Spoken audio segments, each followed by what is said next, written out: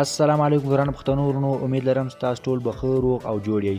ملګرو نن بیا هم یوې نوې طریقې سره درته حاضر شوی یم. هیله ده چې دغه طریقه مو خوښه شي او ګټه ترې واخلئ.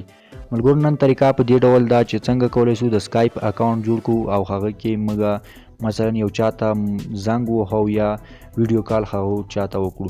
نو راځم نن تاسو ته د سکایپ اکاونټ جوړولو طریقه ښیم. نو تاسو به لومړی راسئ پلی سټور څخه یا هر ځای څخه وي تاسو به سکایپ را ډاونلوډ کړئ او بیا به سکایپ خلاص کړئ. کله مو چې سکایپ خلاص کړ دلته تاسو ته ښیي ساین ان. نو موږ کوم اکاونټ لاندې لیکلي دي نو اکاونټ کریټ 1 په دې باندې کریټ 1 باندې به کلیک وکړئ. کله مو چې دا کلیک کړ دلته به لږ انتظار تو باسئ.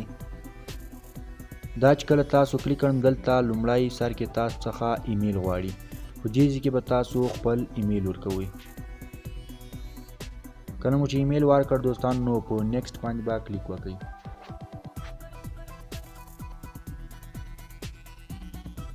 دوستانو دا ایمیل نه اخلي، دا یای چې دا مخکې تاسو کارولی دا په دې باندې اکاونټ جوړ ده. زه اوس نوی ایمیل کوم، بیا په نیکسټ باندې کلیک کوم. نو دلته اوس دا واخیسته او دلته موږ ته ښیي چې تاسو دلته مثلا موږ ته وایي چې تاسو خپل اکاونټ د پاسورډ دلته ورکوئ. موږ یو پاسورډ ورکوو دلته.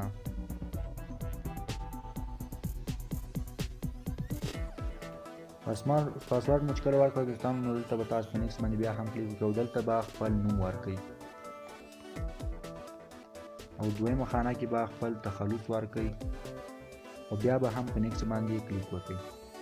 کله مو چې نیکسټ کلیک کړئ دلته تاسو ته یایي چې تاسو د کوم هېواد یو خپله کلیزه باید دلته وکړئ. دلته مثلا زه افغانستان ورته انتخاب ومه او دلته تاسو کال ښیي، تاسو کوم کال پیدا سوي یئ. تاسو به هم دې ځای کې خپل کار وکړئ او دلته به میاشت ورکوئ او دې کې به ورځ ورکوئ چې یعنې دلته به میاشت ورکوئ او دې ځای کې به ورځ ورکوئ. بیا به هم په نیکسټ باندې کلیک وکړئ. کله مو چې نیکسټ کلیک کړئ دلته اوس تاسو دې ایمیل ته چې د کوم ایمیل باندې تاسو اوس دلته ورکړ دې ایمیل ته تاسو یو کوډ ځي، هغه کوډ به تاسو له دې ایمیل څخه راواخلئ او بیا به یې په دې ځای کې ورکړئ او بیا په نیکسټ باندې دلته کلیک وکړئ. زه کوډ راخلم له دې ځای څخه. ملګرو ما خپل کوډ راواخیسته او دلته مې ورکړ. نو دلته تاسو بیا هم په نیکسټ باندې کلیک وکړئ.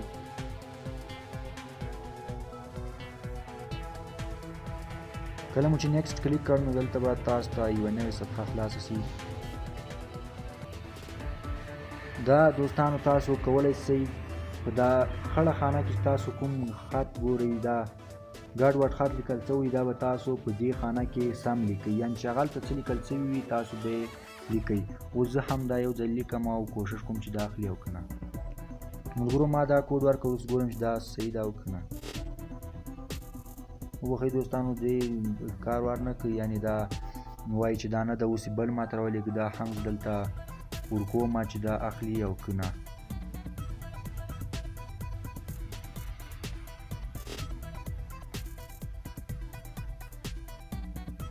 اوس بیا هم ګورم چې دا اخلي او که نه.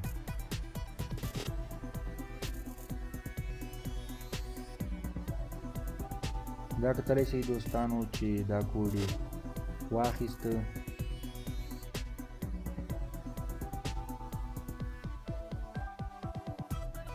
نو دا کتلی شئ دوستانو ما خپل سکایپ اکاونټ په دې کې جوړ کړ.